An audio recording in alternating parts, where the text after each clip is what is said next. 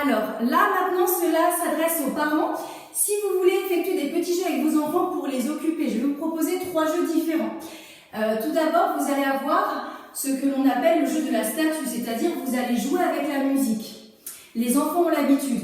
Quand vous mettez la musique, ils se mettent à danser. Quand vous éteignez la musique, ils doivent faire la plus belle statue de danse, la statue qu'ils veulent.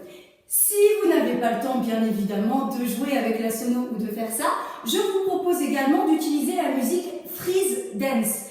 Dans la musique, quand le chanteur, enfin la petite voix dit freeze, les enfants doivent s'arrêter et après ça repart. Comme ça vous évite de jouer avec la sono si vous n'avez pas le temps. D'accord ? Ok, je vais vous mettre par exemple la musique de freeze dance. Vous allez voir ce que ça donne. Alors, où est cette musique ? Elle est là. A, B, C, D. Je passe l'annonce. Là, vous dansez. Les enfants dansent comme ils veulent. Ça peut être en haut, en bas. Et ça peut être des sautillés. Bien. Continuez de danser les enfants. Encore. Et là, attention, on bouge plus du tout. Et là, ça repart. Ok, je vous la mettrai en lien juste en dessous si vous voulez. Donc ça, c'est pour le jeu de la statue. Vous verrez, de toute façon, vos enfants ont l'habitude.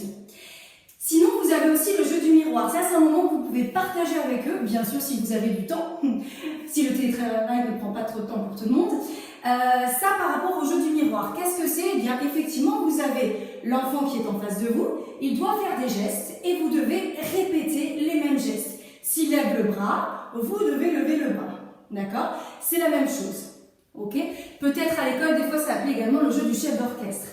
Et ce qui est rigolo aussi, c'est que ce ne soit pas seulement l'enfant qui fasse le geste, c'est que vous, après, vous devenez à votre tour le chef d'orchestre, vous faites un mouvement et l'enfant le reproduit pour qu'il ait un petit peu plus réussi en fait à développer son imaginaire. Le fait de lui montrer, excusez-moi, un ou deux mouvements qui sortent de vous-même, ça lui permet d'enrichir son vocabulaire de danse. D'accord ? Ok. Autre petit circuit que vous pouvez faire, si vous avez mangé des ballons, ça peut être autre chose, d'accord ? Ça peut être un stylo, ça peut être n'importe quoi, ce que vous voulez, vous lui faites un petit parcours, comme un petit parcours de motricité par exemple. Ici, vous avez un ballon, j'espère que ça ne va pas bouger, et un autre ballon. L'enfant est habitué en cours de danse à effectivement tourner autour des objets. Donc vous pouvez lui dire, avec différentes marches, tourne autour de l'objet en sautillé. Une fois qu'il arrive, on frappe dans les mains. Ça peut être avec d'autres marches, ça peut être d'autres choses, d'accord ? L'idée du parcours plaît énormément aux enfants. Je vais vous montrer les différentes marches que nous avons appris en cours. Donc, il y a effectivement la marche préférée des enfants, le 4 pattes. Ça, il n'y a pas de souci, c'est pas mal. Ça, vous connaissez. Il y a la marche de l'éléphant, c'est-à-dire les fesses vers le haut, hop, il se déplace ici. Vous avez également la grenouille, en haut, en bas. En haut, en bas. Super. Si on remonte debout, vous avez la petite fourmi, ici, qui se balade, les pieds tout petits rapprochés. Vous avez également le soldat, ça, vous l'avez déjà vu. Vous avez aussi la princesse pour les filles. Alors, ici, où on développe effectivement le pied, comme si on avait une grande robe ici, et on montre son pied sous sa robe.